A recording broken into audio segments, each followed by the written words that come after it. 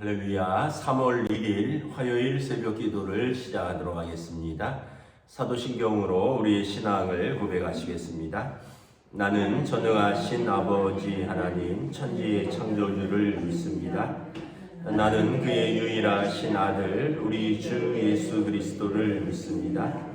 그는 성령으로 잉태되어 동정녀 마리아에게서 나시고 본디오 빌라도에게 고난을 받아 십자가에 못 박혀 죽으시고 장사된 지 사흘 만에 죽은 자 가운데서 다시 살아나셨으며 하늘에 오르시어 전능하신 아버지 하나님 우편에 앉아 계시다가 거기로부터 살아있는 자와 죽은 자를 심판하러 오십니다.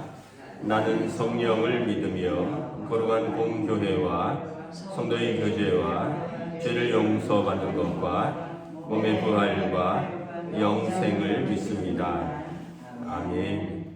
찬송가 365장 찬양하시겠습니다. 찬송가 365장입니다.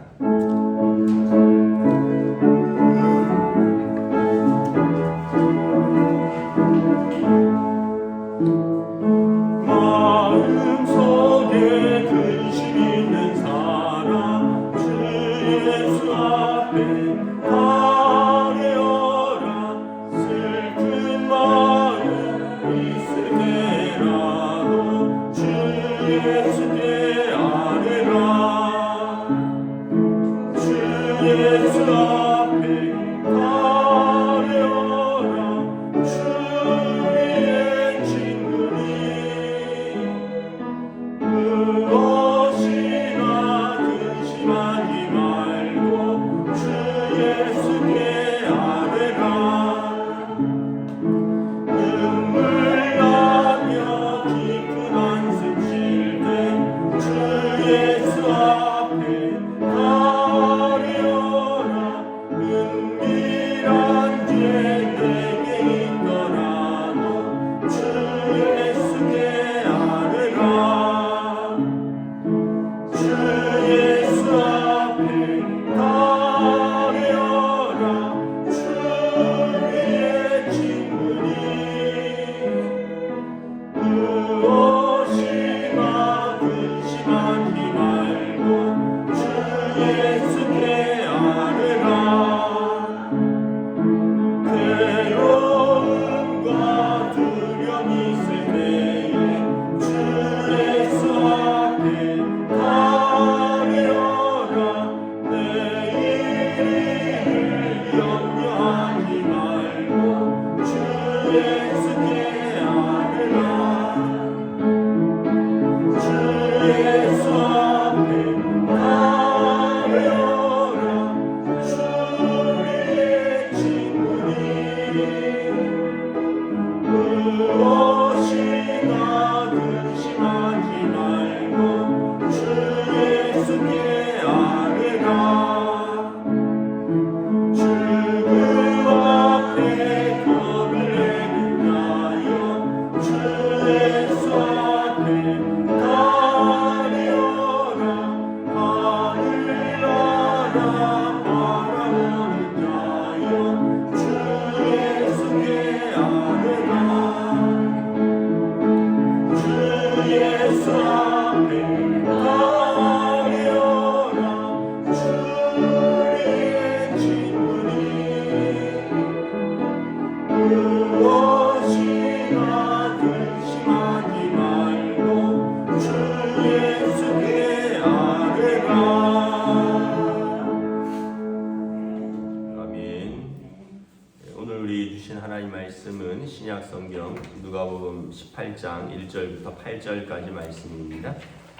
신약 성경 누가복음 18장 1절부터 8절까지 말씀입니다. 다 찾으신 줄 알고 저 여러분들이 한 절씩 교독하도록 하겠습니다.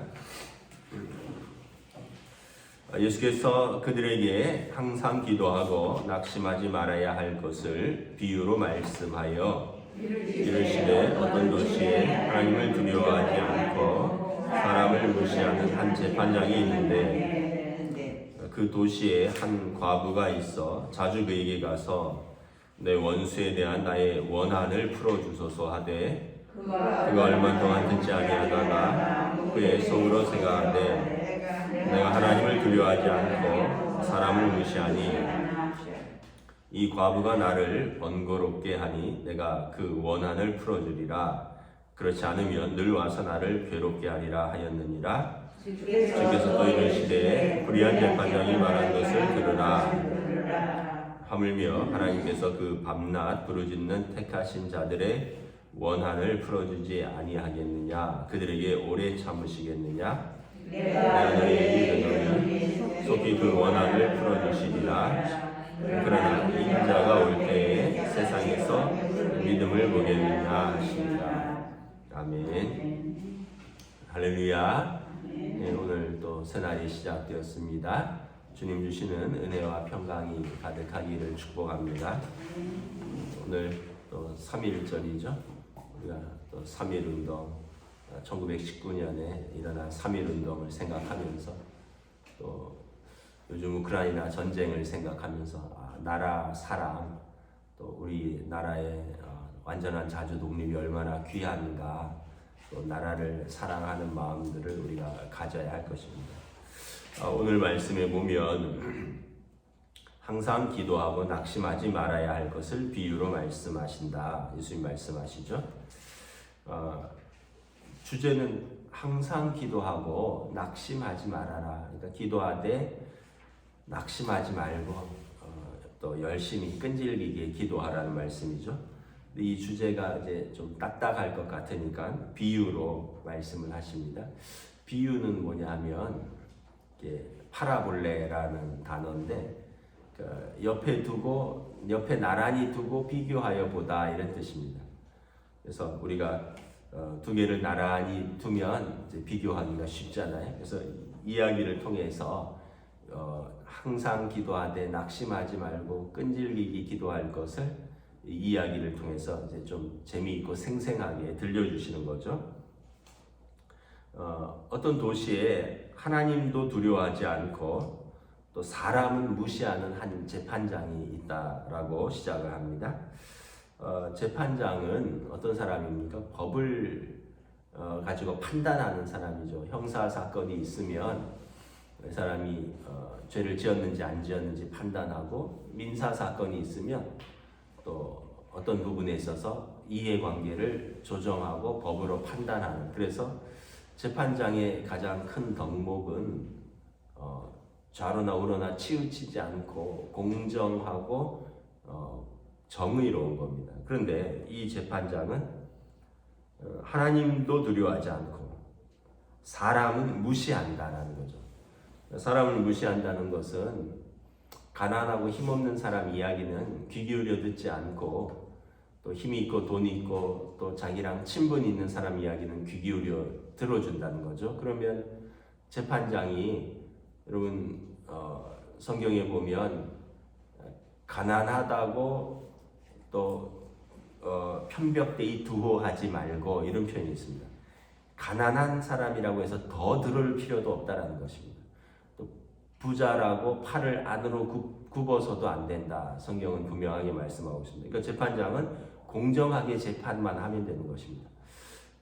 우리가 생각할 때 부자하고 힘 있는 사람의 말을 더 들으면 안 되겠지 이렇게 하는데, 성경은 가난하다고 편벽되이 두어하지 말고, 이게 이제 옛날 표현인데, 가난한 사람이라고 한쪽의 편에 서서 일부러 들을 필요도 없다는 것입니다. 그러니까 왜냐하면 그만큼 공정해야 된다라는 표현을 하는 거죠. 그런데 이 사람은 아예 사람은 무시하는 재판장이다라는 거죠. 3절에 보면 도시에 또 한 과부가 있는데 자주 그에게 가서 내 원수에 대한 나의 원한을 풀어주소서라고 요청을 한다는 거죠. 그 당시에 이제 과부는 약한 자의 한 표현입니다. 성경에 보면 율법으로 공식적인 구제의 대상이 고아와 과부와 나그네 된 자입니다. 고아는 아버지 없는 사람, 또 어머니 없는 사람, 과부는 이제 오래전에 남편이 없어서 생활 능력이 없는 여인, 또 나그네는 고향 본토 친척 집을 떠나서 이제 주거할 데도 없고 의지할 사람도 없는 사람이죠. 그래서 율법에 보면 고아와 과부와 나그네를 구제하라라고 말을 하고 있죠. 근데 이 과부가 보면 재판장에 가서 내 원수에 대한 나의 원한을 풀어주소서. 원한이 쌓여 있다는 거죠. 이게 어떤 한두 번의 서름이 아니라 계속해서 반복해서 쌓인 어떤 해소되지 않는 어떤 고통과 억울함이 있었던 것 같습니다.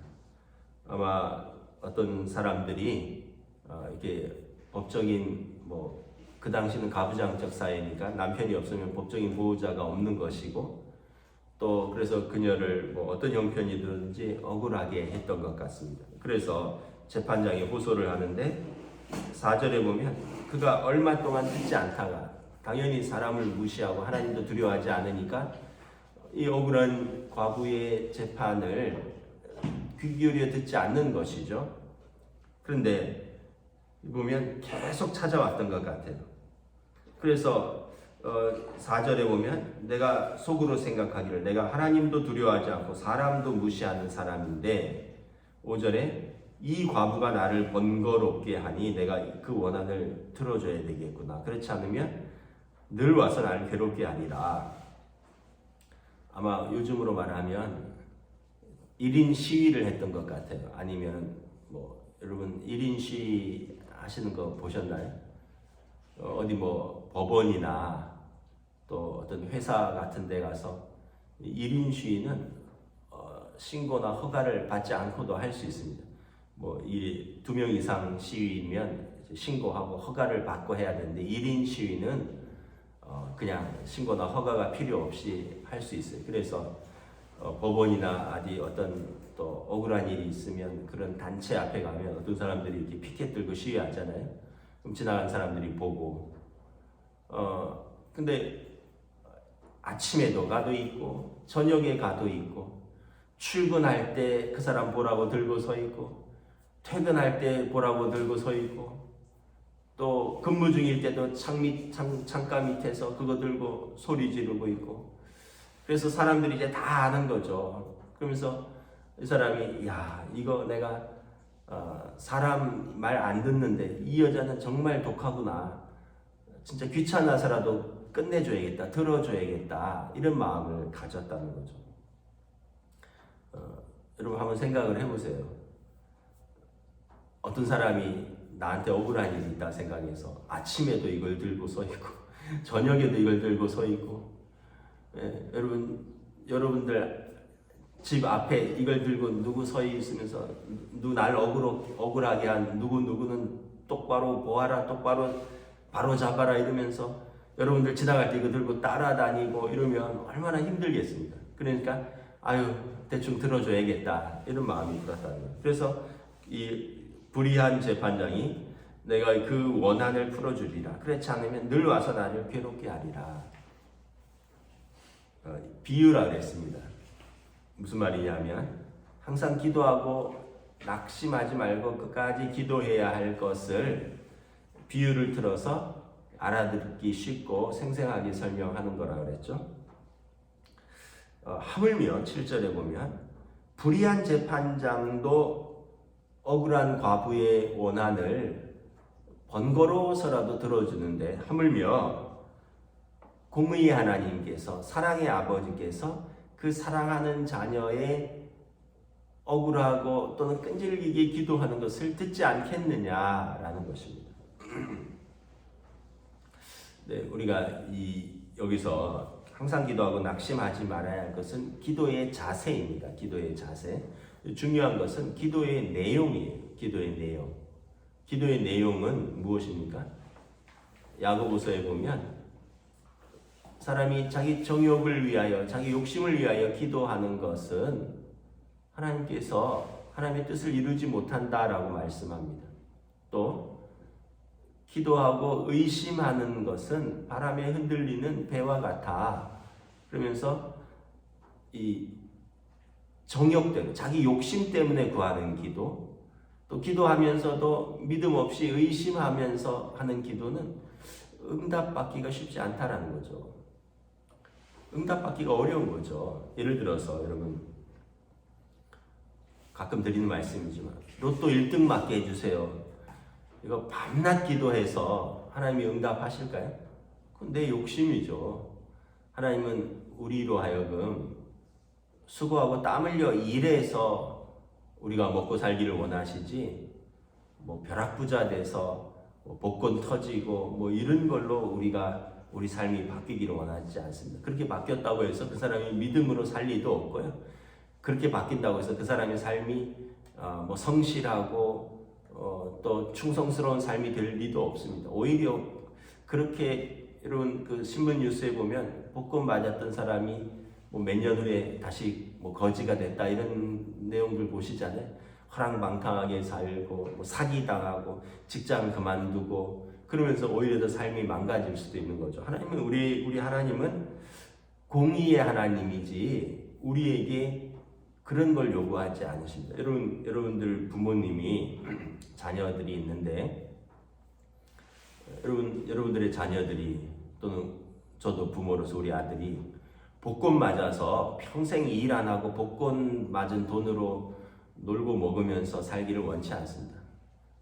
빠듯해도 직장 다니면서 매달 월급 받아서 먹고 살기를 원하지 복권 한 방 맞아갖고 평생 일 안 하고 젊은 날부터 그냥 좋은 차 타고 다니고 뭐 골프 치러 다니고 뭐 여자들하고 어울리고 이런 삶을 원하지 않습니다. 그런 바에는 복권 안 맞는 게 그 부모로서의 당연한 소원이죠. 하나님 아버지도 아마 우리에게 그러한 마음을 가지고 계실 것입니다. 그래서 야고보서에 보면 구하여도 정욕으로 구하면 얻지 못한다 말씀하고 있습니다. 그런데 기도의 내용은 우리가 합당하고 또 정말 우리에게 필요할 때 하나님 아버지께서 이건 기도의 자세입니다. 항상 기도하되 낙심하지 말고 끈질기게 기도하라는 기도의 자세이고 기도의 내용은 조금 다르다 그랬습니다. 그러나 우리가 합당한 기도라면 응답될 때까지 기도하면 불의한 재판장도 들으시는데 공의의 하나님 아버지께서 왜 듣지 않겠느냐라는 것입니다. 그래서 여러분 내가 생각할 때도 이거는 내 욕심이다 하면 그런 기도는 여러분 하나님께서 합당하지 않다.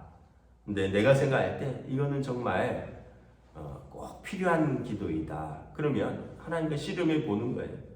그러면 기도하면서 하나님이 바꿔주시고 조정해 주시고 또 응답해 주시고 인도해 주시는 것이죠.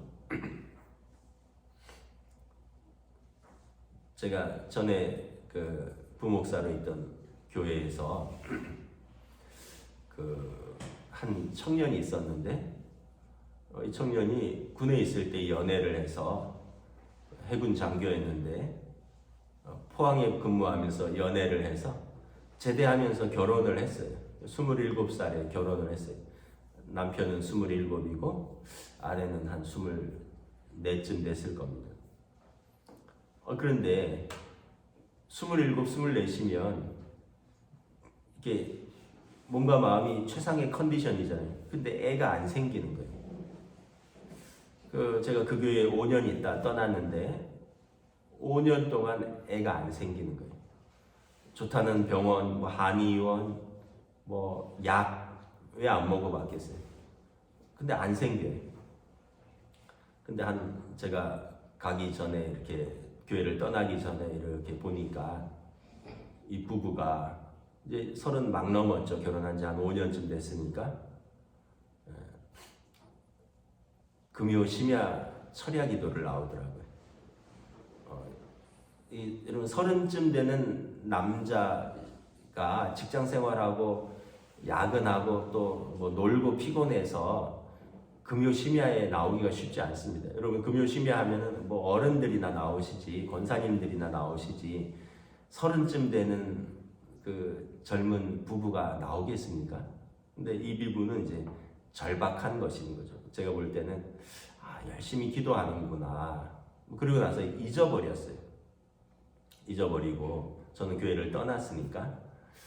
그리고 이제 우리 교회 부임을 해서 한 2010년쯤인가 제가 이렇게 이발하러 이렇게 삼거리를 내려가는데 어떤 사람이 털레털레 내려오는데 저기 제1병원 내려오는 그 삼거리에서 만났어요. 그래서 내가 아니 정 집사 여기 웬일이냐고요, 우리 동네인데 했더니 아니 목사님 이 동네 웬일이세요 이러는 거예요. 그래서 아 나 이 동네에서 목회하지 이랬더니 아 제가요 제1병원에 아들 낳으러 왔습니다. 그래서 아 이거 축하한다고 아유 15년이 지났으니까 벌써 이거 축하한다고 응답 받으셨네 했더니 벌써 둘째입니다 이러시더라고요. 그러니까 결혼하고 10년 만에 아들을 낳았고 그리고 한 2, 3년 후에 지금 둘째를 낳았고 지금 어떨까요? 셋째 남자 아들만 셋이에요. 아들만 셋. 그 아들들이 지금 뭐 또 한 큰애가 아마 초등학교 들어가고 뭐 그런 것으로 알고 있는데 그래서 제가 그걸 보면서 참 낙심하지 말고 끈질기게 기도하면 하나님께서 긍휼히 여기시고 또 태의 문도 열어주시고 아브라함과 사라의 기도를 들으셨는데 왜 하나님께서 우리의 기도는 듣지 않으시겠는가? 그래서 여러분 항상 우리가 점검해야 될 것은 기도의 내용이 이게 내 욕심을 이루는 기도인가? 그러면 하나님을 이용하는 거죠. 그러나 또 내 욕심이라 할지라도 내가 기도하다 보면 그 기도가 또 바뀌어요. 그 기도가 바뀌어요. 처음에는 예를 들면 하나님 이 시험 꼭 붙어야 됩니다. 이 시험 꼭 붙어서 하나님께 영광 돌리기를 원합니다. 이렇게 기도하다가 어떤 면에서 보면 그건 욕심이죠. 내가 붙으면 열심히 하고 기도하면 상관없는데 열심히 안 하고 꼭 붙어야 됩니다 하면 이건 좀 욕심이잖아요. 그런데 한참 기도하다 보면 그 기도를 또 하나님이 바꿔주셔요. 기도 속에서 하나님의 마음을 알아요. 떨어져도 하나님이 나를 사랑하시는구나. 떨어져도 그 과정이 성실하고 충성스러웠으면 내가 그 과정을 받아들이고 나보다 더 열심히 한 사람이 붙는다면 내가 받아들이겠습니다. 그리고 나는 더 열심히 해서 준비하겠습니다. 이렇게 마음을 바꿔주셔요. 그러니까 기도라는 것은 그 자체가 우리를 바꾸는 거죠. 기도가 어떤 상황과 환경을 바꾸는 그럴기도 하지만 그러나 우리 자신을 바꿔서 어떻게 보면 이기적이고 욕심의 기도라도 하나님 뜻에 합당한 기도로 성령님께서 바꿔주신다는 거예요. 그래서 로마서 8장에 보면 우리는 기도할 줄 알지 못하나 성령께서 말할 수 없는 탄식 가운데 우리를 위하여 간구하시고 그래서 모든 것이 합력하여 믿는 자에게 선한 것으로 이루어지십니다. 모든 것이 합력하여 선한 것으로 이루신다는 게 꼭 내 뜻대로 되는 게 아니에요. 그러나 하나님의 뜻대로 되는 것이 어쩌면 응답이 될 수도 있고 안 될 수도 있지만 그러나 그것을 통해서 나를 더 선하게 이끌어 주신다는 거예요. 아까도 말씀드린 대로 그 시험에 못 붙어도 그러나 하나님 마음을 알고 그렇게 해서 기도하면서 내가 그걸 받아들이게 되고 또 열심히 할 수 있는 마음을 주고 그렇다면 내가 나에게 더 선한 것이 되는 거죠. 그런데 여러분 저들이 열심히 안 하고 기도했더니 뚝딱 붙었어요. 그럼 그 다음 시험이 어떻게 되겠어요? 시험은 계속 되는데 인생을 살면서 그럼 그 다음에도 또 뚝딱 붙어야 되는 거죠. 그럼 뚝딱 안 붙으면 하나님이 실망했습니다. 그러다 또 뭐하다 또 뚝딱 붙으면 감사합니다. 그 다음에 떨어지면 하나님이 실망했습니다. 이런 삶을 원하는 것이 아니라는 거죠. 그래서 기도의 자세는 항상 기도하고 낙심하지 말아야 하지만 기도의 내용은 그래서 여러분 항상 먼저 그 나라와 그 의를 구하는 기도 그럼 하나님께서 합력하여 우리에게 선을 이루시는 기도로 이끌어 주신다는 것입니다. 그래서 8절에 보면 그러나 인자가 올 때 세상에서 믿음을 보겠느냐 그래서 이런 믿음을 가지기가 쉽지 않다라는 것입니다. 말씀을 마치도록 하겠습니다. 또 우리도 각자가 기도의 제목이 있을 줄 압니다. 참 돌아보면 하나님이 무수히 많이 응답하셨고요. 무수히 많이 거절하셨습니다. 그리고 지금도 뭐 또 기도하고 있는 내용들도 있고 그러나 우리에게 항상 선한 것으로 응답하시는 좋으신 아버지 하나님을 믿고 우리가 이것이 우리에게 합당한 것이라면 낙심하지 말고 포기하지 말고 끈질기게 기도하라 주님 말씀하시는 것입니다. 기도하겠습니다. 주님의 은혜를 감사합니다. 오늘 주님께서 제자들에게 기도를 가르쳐 주시되 기도의 자세는 항상 기도하되 낙심하지 말고 기도하라 그러면서 한 억울한 과부와 한 불의한 재판장의 비유를 통해서 불의한 재판장도 그가 번거로워서라도 그 과부의 원한을 풀어주는데 하물며 공의로우시고 좋으신 아버지 하나님께서 너희 자녀들의 기도를 응답하시지 않겠느냐 말씀하십니다. 그러므로 우리가 기도할 때 먼저는 우리 기도가 하나님의 뜻에 합당한 기도가 되기를 원합니다. 먼저 그 나라와 그 의를 구하는 기도, 내 욕심이 아니라 이것을 통해서 하나님께 영광 돌리고 또 그러한 나를 통해서 또 세상에 은혜가 되는, 그러나 또 우리가 그것을 알지 못한다 할지라도 또 우리가 간절히 기도함을 통하여 기도 가운데 하나님께서 나를 바꿔주시고 움직여 주실 것을 믿습니다. 예수님께서 겟세마네 동산의 기도에서 정말 땀방울이 핏방울이 변할 정도로 간절히 이 잔을 내게서 치워주소서라고 3번이나 기도하셨지만 하나님의 뜻은 인자가 십자가를 지고 자기 백성의 죄를 짊어지는 것이었습니다. 예수님께서 기도를 마치시고 이제 일어나 가자 제자들에게 말씀하시며 십자가를 기꺼이 지셨던 것처럼 우리 또한 우리의 기도의 내용만을 고집하는 것이 아니라 우리가 간절히 낙심하지 않고 기도하되 기도 가운데 우리에게 이끌어주시는 성령님 또 우리를 변화시키는 성령님을 신뢰하고 오늘도 담대히 은혜의 자리로 나아갈 수 있는 믿음의 백성들로 인도하여 주시옵소서. 감사를 드리오며 우리 주 예수 그리스도 이름으로 기도드리옵나이다. 아멘. 하늘에 계신 우리 아버지의 이름을 거룩하게 하시며 아버지의 나라가 오게 하시며 아버지의 뜻이 하늘에서와 같이 땅에서도 이루어지게 하소서. 오늘 우리 일용할 양식을 주시고 우리가 우리에게 잘못한 사람을 용서하여 준 것 같이 우리 죄를 용서하여 주시고 우리를 시험에 빠지지 않게 하시고 악에서 구하소서. 나라와 권능과 영광이 영원히 아버지의 것입니다. 아멘.